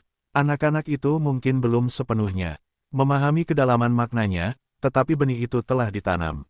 Malam itu, setelah anak-anak tertidur, Yan Jing berdiri di depan cermin kamar mereka. Rambutnya kini sedikit lebih panjang, wajahnya lebih dewasa, tetapi di matanya tidak lagi ada bayangan ketakutan. Ia menyentuh refleksinya sendiri, menyadari betapa jauh ia telah melangkah dari wanita yang pernah terbaring tak sadar dan kehilangan ingatan. Luzan masuk dan berdiri di belakangnya, memeluknya dengan lembut. Ia berbisik bahwa, terkadang ia masih takut semua ini hanya mimpi, bahwa ia akan terbangun dan kembali ke hari.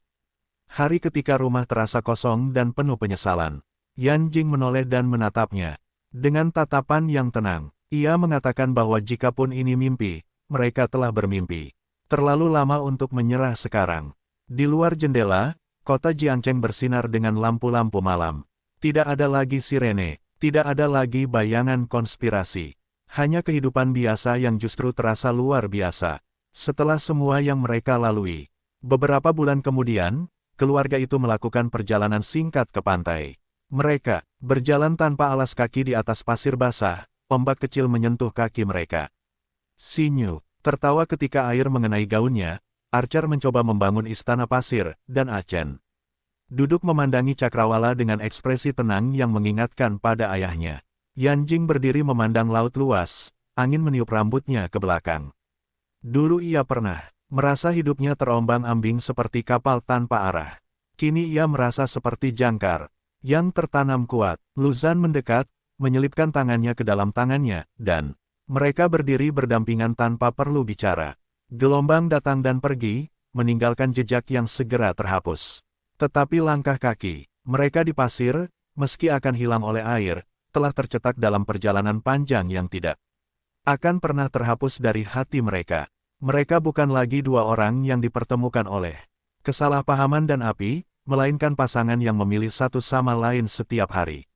Saat matahari perlahan tenggelam di ufuk barat, langit berubah menjadi warna emas dan merah lembut. Yan Jing tersenyum kecil, bukan pada pemandangan itu, melainkan pada kehidupan yang berdiri di sekelilingnya.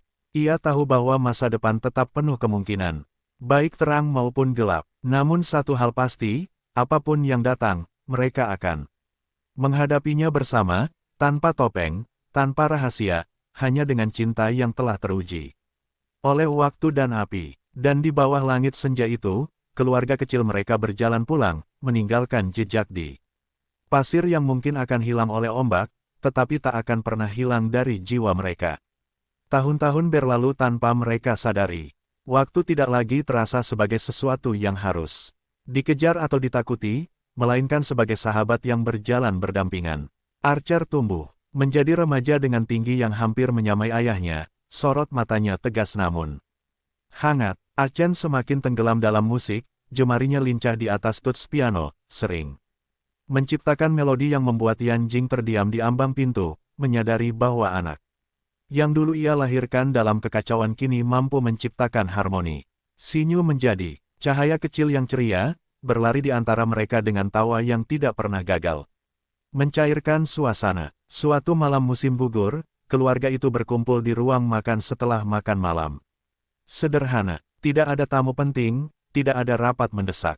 Hanya mereka berlima. Archer tiba-tiba berkata bahwa ia ingin menjadi bagian dari tim penyelamat seperti ayahnya dulu. Kata itu membuat udara sejenak terasa lebih berat. Yan Jing merasakan jantungnya bergetar. Bukan karena menolak, tetapi karena kenangan lama tentang api dan kehilangan masih tersimpan di sudut hatinya. Luzan menatap putranya lama sebelum menjawab. Ia tidak melarang, tidak juga langsung mendukung. Ia hanya berkata bahwa menjadi penyelamat bukan tentang keberanian menghadapi bahaya, melainkan tentang kesiapan menerima risiko dan tanggung jawab. Ia tidak ingin anaknya memilih jalan itu karena bayangan heroik, melainkan karena panggilan hati yang matang. Archer mengangguk dengan keseriusan yang membuat Yan Jing tersenyum samar. Ia melihat dalam diri putranya bukan bayangan masa lalu, tetapi generasi yang tumbuh dari fondasi kejujuran. Malam itu setelah anak-anak masuk ke kamar masing-masing, Yan Jing berdiri di balkon seperti kebiasaannya bertahun-tahun lalu. Namun kini rambutnya tersapu angin dengan beberapa helai perak yang mulai terlihat di bawah cahaya lampu. Ia tidak menyembunyikannya. Setiap garis waktu di wajahnya adalah bukti perjalanan. Luzan datang membawa 2 cangkir teh hangat. Mereka berdiri berdampingan tanpa perlu banyak kata. Kota di bawah mereka telah berubah. Gedung-gedung baru berdiri, jalan-jalan semakin ramai. Dunia terus bergerak, tetapi di antara mereka ada ketenangan yang tidak tergoyahkan. Yan Jing berkata pelan bahwa dulu ia mengira kebahagiaan adalah sesuatu yang rapuh, mudah direnggut oleh takdir. Kini ia menyadari bahwa kebahagiaan bukanlah keadaan tanpa masalah, melainkan keberanian untuk tetap mencintai meski tahu dunia tidak sempurna. Luzan memandangnya dengan senyum yang lebih lembut dari tahun-tahun sebelumnya. Ia mengatakan bahwa jika waktu bisa diulang, ia mungkin masih akan menyamar di pesta topeng. Itu karena dari satu kesalahan kecil itulah seluruh hidupnya berubah. Yan Jing tertawa pelan, suara yang dulu penuh kecanggungan kini terdengar ringan. Ia tidak lagi melihat malam itu sebagai awal dari kekacauan, melainkan sebagai awal dari perjalanan panjang yang menempa mereka menjadi seperti sekarang. Beberapa bulan kemudian, mereka menghadiri kelulusan sekolah Archer. Di tengah kerumunan orang tua yang bangga, Yan Jing berdiri dengan mata berkaca-kaca. Ia teringat ruang operasi yang dingin, ingatannya yang hilang, dan rasa kosong yang pernah menghantui. Kini anak yang dulu lahir di tengah kekacauan berdiri tegak di panggung, menerima penghargaan dengan Senyum percaya diri. Chen memainkan piano di acara itu, nada-nada ciptaannya sendiri mengalun memenuhi aula. Xinyu bertepuk tangan paling keras, bangga pada kakak-kakaknya. Lu Zhan berdiri di antara mereka, merangkul Yan Jing tanpa kata, hanya tekanan lembut di bahunya yang mengatakan bahwa semua ini nyata. Saat malam tiba dan keluarga itu kembali ke rumah, mereka duduk bersama di ruang keluarga yang telah menyaksikan begitu banyak perubahan. Tidak ada ledakan, tidak ada ancaman, tidak ada rahasia yang membebani. Hanya cerita-cerita kecil tentang sekolah, tentang masa depan, tentang mimpi yang mulai terbentuk. Yan Jing memandang wajah-wajah yang ia cintai dan menyadari bahwa hidup mereka mungkin tidak pernah sempurna atau bebas dari ujian. Namun justru karena mereka pernah berada di titik paling gelap, cahaya yang mereka miliki kini terasa lebih hangat. Di luar jendela, angin malam berembus lembut seperti napas panjang yang tenang. Rumah itu berdiri kokoh, bukan karena dindingnya yang megah, tetapi karena cinta yang tumbuh di dalamnya. Dan dalam keheningan yang penuh makna itu, Yan Jing tahu bahwa apapun bab berikutnya yang ditulis waktu, mereka akan membacanya bersama, tanpa topeng, tanpa ketakutan, hanya dengan tangan yang saling menggenggam erat. Waktu terus berjalan tanpa meminta izin, dan suatu hari rumah itu terasa lebih lengang dari biasanya. Archer resmi diterima di Akademi Pelatihan Penyelamat Nasional. Ia berdiri tegap di ruang tamu dengan koper di sampingnya, seragam latihan baru tergantung rapi di dalamnya. Wajahnya bukan lagi wajah anak kecil yang dulu takut kehilangan ayahnya, melainkan wajah pemuda yang memilih jalannya sendiri dengan kesadaran penuh. Yan Jing membantu melipat pakaian terakhir ke dalam koper, jemarinya bergerak tenang meski hatinya bergetar halus. Ia tidak lagi dikuasai ketakutan seperti dulu. Ia tahu bahwa cinta bukan berarti menahan, melainkan membiarkan terbang dengan keyakinan bahwa akar yang ditanam cukup kuat. Ketika Archer memeluknya sebelum berangkat, ia memejamkan mata sejenak. Merasakan detak jantung anak yang pernah ia lahirkan dalam kekacauan kini berdetak dengan keberanian yang matang. Lu Zhan menepuk bahu putranya dengan bangga. Tidak ada pidato panjang, hanya kalimat sederhana bahwa keberanian harus selalu berjalan bersama kebijaksanaan. Archer mengangguk, dan untuk sesaat bayangan masa lalu berkelebat di mata Lu Zhan, namun tidak lagi menyakitkan. Kini itu hanya menjadi pengingat bahwa api tidak selalu menghancurkan. Terkadang ia menempa. Hari kepergian itu menjadi penanda bahwa babak baru telah dimulai. Rumah yang dulu dipenuhi tangisan bayi kini perlahan berubah menjadi tempat anak-anak belajar pergi dan kembali. Chen semakin tenggelam dalam dunia musiknya, bahkan menerima tawaran beasiswa ke luar negeri untuk mendalami komposisi. Ia tidak pergi karena ingin melarikan diri, tetapi karena ingin membawa cerita keluarganya ke nada-nada yang lebih luas. Xinyu, yang kini remaja dengan mata cerah dan senyum lembut, sering duduk bersama Yan Jing di dapur, belajar memasak dan berbicara tentang cita-cita.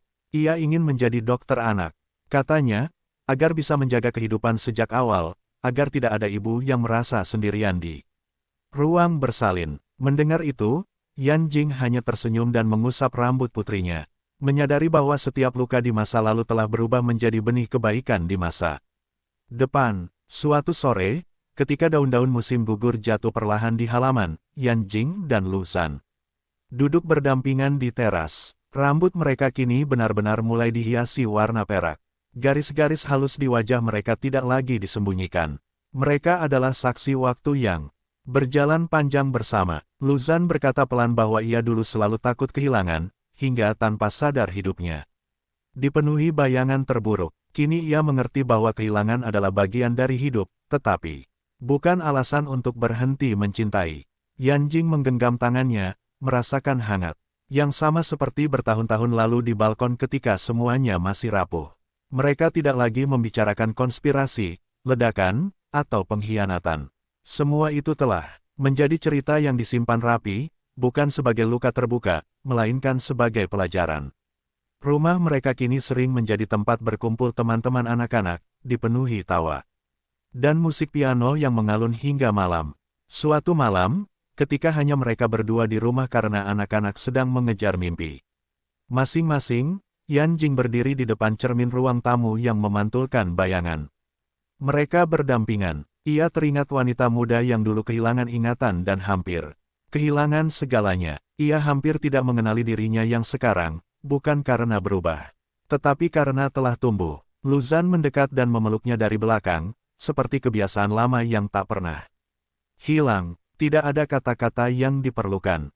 Di antara keheningan itu, mereka tahu bahwa cinta mereka telah melewati ujian paling berat dan tetap bertahan, bukan sebagai bara yang membakar, tetapi sebagai api kecil yang stabil dan menghangatkan. Di luar, langit malam bersih, bintang-bintang bertaburan seperti saksi bisu perjalanan panjang mereka. Rumah itu mungkin suatu hari akan menjadi lebih sunyi ketika anak-anak benar-benar membangun kehidupan sendiri. Namun kesunyian itu tidak lagi menakutkan.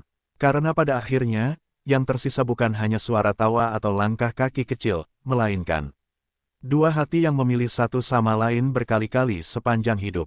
Dan di bawah langit yang sama seperti 16 tahun lalu ketika pesta topeng mengubah segalanya, mereka berdiri.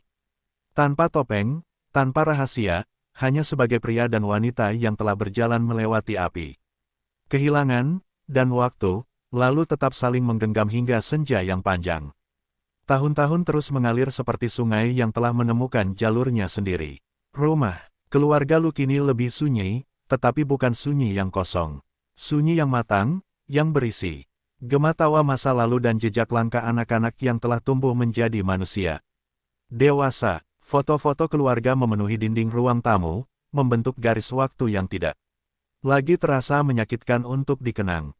Archer kini menjadi bagian dari tim penyelamat elit nasional. Setiap kali wajahnya muncul di berita karena berhasil mengevakuasi korban bencana, Yan Jing tidak lagi gemetar seperti dulu.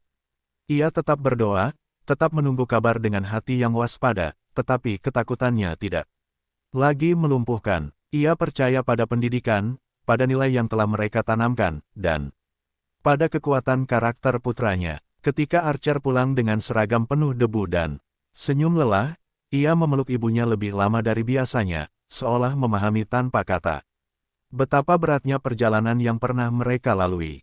Chen menjadi komposer muda yang mulai dikenal. Musiknya tidak pernah keras atau berlebihan, melainkan dalam dan emosional. Banyak orang berkata bahwa komposisinya memiliki nuansa seperti cahaya setelah badai. Ia jarang menjelaskan inspirasinya, tetapi setiap kali ia memandang kedua orang tuanya di antara penonton konsernya, ada kilau halus di matanya yang menjawab segalanya. Sinyu, seperti yang pernah ia ucapkan di dapur bertahun lalu, benar-benar memilih dunia medis. Ia belajar dengan tekun, berdiri di ruang praktik dengan tangan yang mantap dan hati yang lembut. Ketika ia pertama kali membantu seorang ibu muda melewati persalinan sulit, ia menelepon Yan Jing dengan suara bergetar, mengatakan bahwa ia akhirnya mengerti apa yang pernah dialami ibunya. Malam itu Yan Jing menangis diam-diam di balkon, bukan karena sedih, tetapi karena lingkaran hidup benar-benar telah lengkap. Di tengah semua pencapaian itu, Yan Jing dan Lu Zhan semakin menikmati hal-hal sederhana. Sarapan berdua tanpa tergesa-gesa, berjalan santai di taman saat pagi masih berkabut, atau duduk diam di teras sambil menonton hujan turun. Rambut mereka kini hampir sepenuhnya memutih, tetapi mata mereka tetap menyimpan cahaya yang sama seperti malam ketika semuanya hampir runtuh. Suatu sore di musim dingin, ketika udara terasa lebih dingin dari biasanya, mereka kembali mengunjungi makam keluarga. Batu nisan Lu Xiao berdiri kokoh, terawat dan bersih. Yan Jing meletakkan bunga putih dengan senyum tenang. Tidak ada lagi rasa bersalah, tidak ada lagi bayangan masa lalu yang menyesakkan. Ia hanya mengucapkan terima kasih dalam hati atas semua simpul takdir yang pernah menyakitkan namun akhirnya membawa mereka pada kebahagiaan yang utuh. Lu Zhan berdiri di sampingnya, menggenggam tangannya dengan lembut. Ia tidak lagi memikirkan bagaimana hidupnya hampir hancur oleh api dan pengkhianatan. Ia memikirkan bagaimana dari abu itulah keluarga mereka tumbuh. Malam itu, kembali di rumah yang kini terlalu besar untuk dua orang, mereka duduk di ruang keluarga dengan lampu redup. Tidak ada suara piano, tidak ada langkah kaki tergesa. Hanya detak jam dinding yang teratur. Yan Jing menoleh pada pria yang telah berjalan bersamanya selama puluhan tahun dan berkata bahwa jika suatu hari mereka harus berpisah oleh waktu, ia Tidak akan lagi takut, karena setiap detik yang telah mereka jalani bersama sudah cukup untuk mengisi satu kehidupan penuh. Luzan tersenyum pelan dan menjawab bahwa ia dulu takut kehilangan masa depan, tetapi kini ia tahu bahwa masa depan tidak perlu ditakuti jika masa lalu sudah berdamai. Ia meraih tangan Yanjing dan menciumnya dengan kelembutan yang sama seperti malam mereka. Mengikat janji tanpa topeng. Di luar jendela, salju tipis mulai turun, menutupi halaman dengan warna putih bersih. Dunia tampak tenang, seolah waktu sendiri melambat untuk menghormati perjalanan panjang dua jiwa yang telah melalui api, kehilangan, dan kebangkitan. Dan di dalam rumah yang pernah menjadi saksi rahasia dan tangisan, kini hanya ada dua orang yang duduk berdampingan, tidak lagi mengejar apapun, tidak lagi melarikan diri dari apapun. Mereka telah hidup sepenuhnya, mencintai sepenuhnya, dan berdamai sepenuhnya. Musim dingin itu menjadi musim yang paling sunyi namun paling hangat dalam hidup mereka.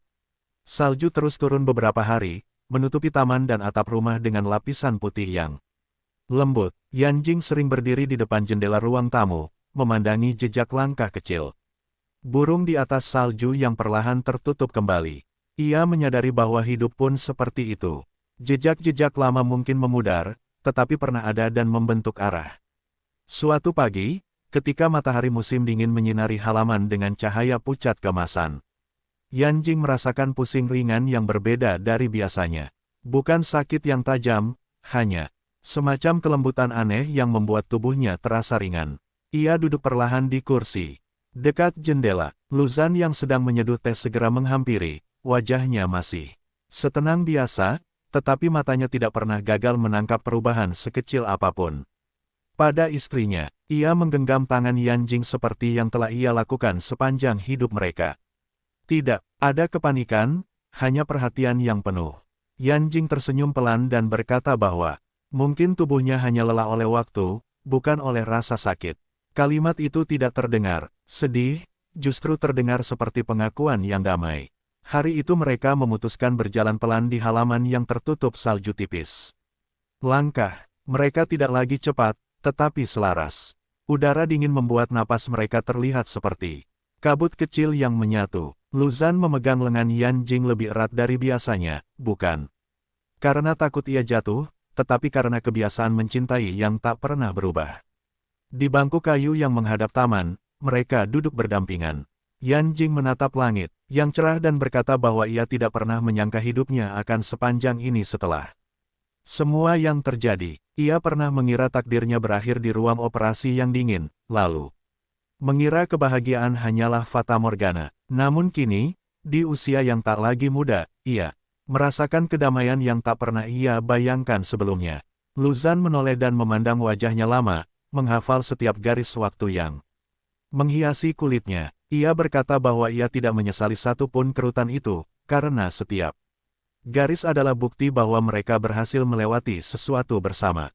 Tidak ada lagi api yang harus mereka taklukkan, tidak ada lagi rahasia yang harus dipecahkan. Hanya waktu yang berjalan lembut. Beberapa minggu kemudian, seluruh keluarga berkumpul kembali di rumah. Archer datang. Dengan seragamnya, Achen membawa partitur musik baru yang ia dedikasikan untuk orang tuanya, dan Sinyu datang dengan mantel putihnya, masih membawa aroma rumah sakit. Rumah yang sempat sunyi kembali dipenuhi tawa dan cerita. Malam itu, setelah makan bersama, Yanjing duduk di tengah anak-anaknya, mendengarkan mereka berbicara tentang pekerjaan dan kehidupan. Ia tidak banyak bicara, hanya memperhatikan, menyerap suara-suara yang dulu pernah ia takutkan akan hilang selamanya. Ketika Archer memegang tangannya dan berkata bahwa semua keberanian yang ia miliki berasal darinya, ia hanya tersenyum, air mata tipis menggenang tanpa rasa pahit. Larut malam, ketika anak-anak telah kembali ke kamar masing-masing, Yanjing dan Luzan kembali berdiri di balkon seperti puluhan tahun lalu. Angin musim dingin menyentuh wajah mereka dengan lembut. Kota di bawah terlihat berbeda dari masa muda mereka, tetapi langit tetap sama. Yanjing berkata pelan bahwa jika suatu hari ia harus pergi lebih dulu, ia tidak ingin ditangisi dengan penyesalan. Ia ingin dikenang sebagai wanita yang pernah tersesat, pernah terbakar oleh takdir, tetapi akhirnya menemukan rumahnya. Luzan tidak membungkamnya, tidak juga Memintanya berhenti berbicara, ia hanya memeluknya erat, seolah ingin menyimpan detak jantung itu lebih lama. Beberapa bulan setelahnya, di pagi yang tenang ketika bunga pertama musim semi mulai mekar, Yan Jing terbangun lebih lambat dari biasanya.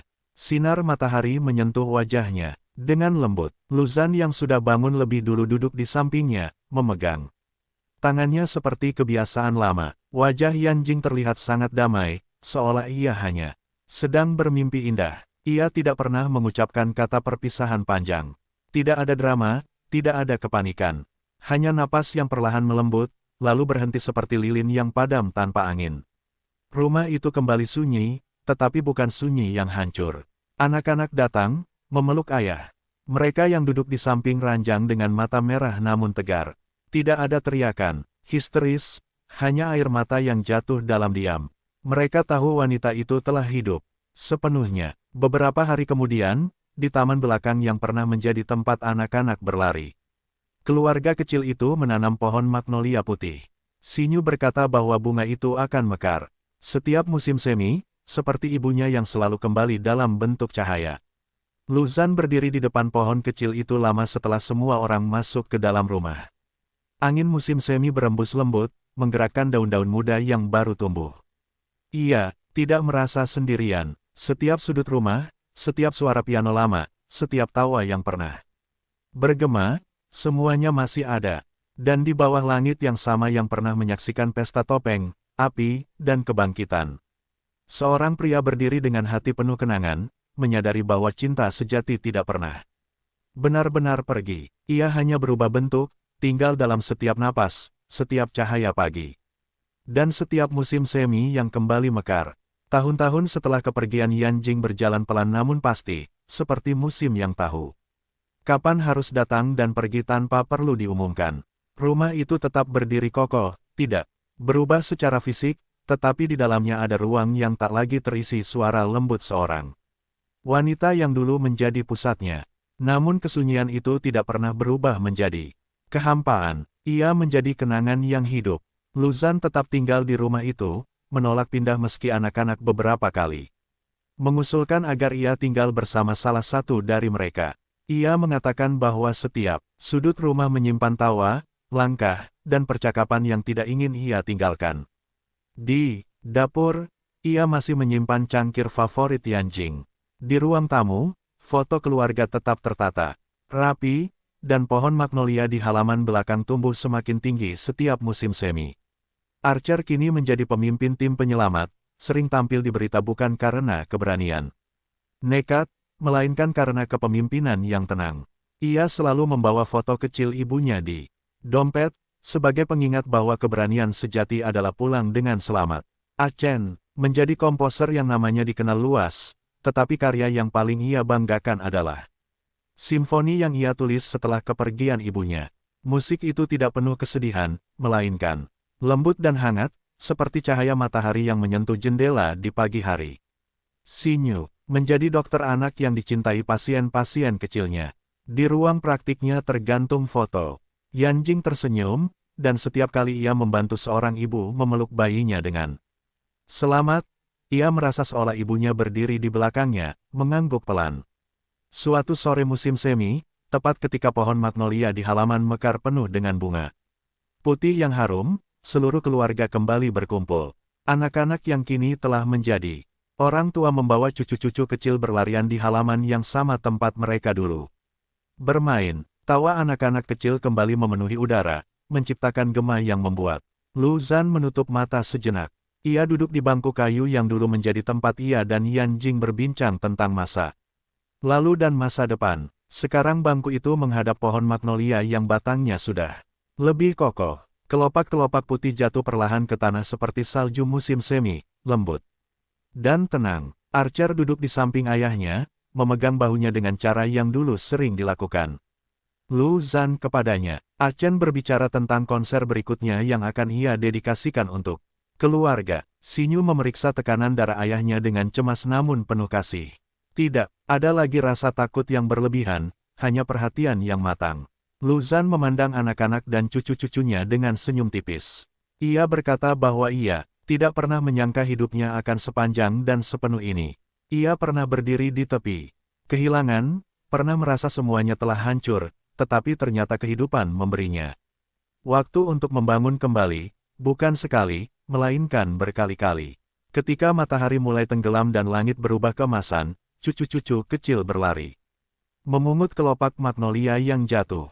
Salah satu dari mereka bertanya siapa yang menanam pohon itu. Sinyu berlutut dan menjawab bahwa itu adalah pohon untuk seorang wanita yang sangat berani dan sangat lembut, yang pernah kehilangan segalanya tetapi memilih untuk mencintai lagi. Angin sore berembus pelan, menggoyangkan cabang-cabang magnolia hingga kelopaknya berjatuhan seperti hujan putih. Luzan menatap langit yang berubah warna, sama seperti puluhan tahun lalu ketika ia berdiri tanpa topeng untuk pertama kalinya. Ia menutup mata, dan dalam keheningan itu ia tidak merasa kehilangan, hanya rasa syukur yang dalam. Beberapa bulan setelah musim semi itu, di pagi yang cerah tanpa awan, Luzan duduk di bangku kayu yang sama dengan mata terpejam. Tangannya terletak tenang di pangkuan. Wajahnya damai seperti seseorang yang hanya sedang beristirahat. Kelopak magnolia jatuh di bahunya, ringan dan putih. Anak-anak menemukannya dalam keheningan yang tidak menakutkan. Tidak ada kepanikan, hanya air mata yang mengalir perlahan. Mereka tahu ia telah hidup sepenuhnya, seperti yang selalu ia dan Yan Jing janjikan satu sama lain. Di bawah pohon magnolia yang kini berbunga lebat setiap musim semi, keluarga itu berdiri bersama. Tidak ada topeng, tidak ada rahasia, tidak ada ketakutan. Hanya kenangan tentang dua orang yang pernah tersesat dalam api dan bayangan, lalu menemukan jalan pulang. Dan setiap kali musim semi datang, ketika magnolia putih mekar dan kelopaknya jatuh lembut ke tanah, keluarga itu tahu bahwa cinta tidak pernah benar-benar berakhir. Ia hidup dalam tawa, cucu-cucu, dalam musik yang mengalun, dalam tangan-tangan yang saling menggenggam. Tahun-tahun terus berjalan bahkan setelah bangku kayu di bawah pohon magnolia itu tak lagi diduduki siapapun. Rumah keluarga Lu akhirnya diwariskan kepada Archer sebagai anak sulung, namun tidak ada satupun dari mereka yang mengubahnya secara drastis. Dindingnya tetap menyimpan foto lama, piano tua Chen tetap berada di sudut ruang keluarga. Dan dapur yang dulu menjadi tempat Yan Jing mengajar Sinyu memasak tetap dipertahankan. Dengan segala kenangan yang melekat, cucu-cucu tumbuh di halaman yang sama, mendengar cerita tentang kakek dan nenek mereka. Bukan sebagai legenda tragis, melainkan sebagai kisah tentang keberanian memilih cinta di tengah kekacauan. Setiap musim semi, keluarga besar itu berkumpul di bawah pohon magnolia, yang kini batangnya begitu besar hingga dua orang dewasa tidak bisa merangkulnya sekaligus. Bunga-bunganya tetap putih dan harum, jatuh perlahan seperti kenangan yang lembut. Archer sering berdiri memandangi pohon itu setelah semua orang masuk ke dalam rumah. Dalam dirinya, ia membawa dua warisan sekaligus, keberanian ayahnya dan keteguhan ibunya. Ia tidak lagi merasa terbebani oleh masa lalu keluarga mereka. Justru dari sanalah ia belajar bahwa hidup tidak diukur dari seberapa sedikit luka yang dialami, melainkan dari seberapa tulus seseorang tetap mencintai setelah luka itu. Chen, yang kini rambutnya mulai memutih di pelipis, pernah menggubah karya terakhirnya di ruang tamu rumah itu. Sebuah simfoni panjang yang ia beri judul Musim Tanpa Topeng. Musiknya mengalir pelan, kadang getir, kadang hangat, lalu berakhir dalam nada yang tenang dan panjang. Banyak orang menafsirkan karya itu sebagai kisah tentang kehilangan. Hanya keluarga yang tahu bahwa itu sebenarnya kisah tentang pulang. Sinyu, di sela kesibukannya sebagai dokter senior, sering mengajak anak-anaknya berjalan di taman belakang dan menceritakan tentang seorang wanita yang hampir kehilangan hidupnya, tetapi bangkit untuk membangun keluarga yang tidak pernah lagi bersembunyi dalam kebohongan. Ia tidak menekankan bagian tentang api atau konspirasi. Ia lebih suka berbicara tentang bagaimana seseorang bisa memilih untuk percaya lagi setelah dikhianati waktu. Suatu hari, bertahun-tahun kemudian, rumah itu akhirnya direnovasi ringan karena usia bangunan, namun pohon magnolia tidak pernah disentuh. Tukang-tukang bekerja mengelilinginya dengan hati-hati, seolah tahu bahwa akar pohon itu bukan sekadar akar biasa, melainkan penopang kenangan generasi. Pada suatu sore yang cerah, cicit pertama keluarga Lu berlari terlatih-tatih di bawah pohon itu, mencoba menangkap kelopak bunga yang melayang turun.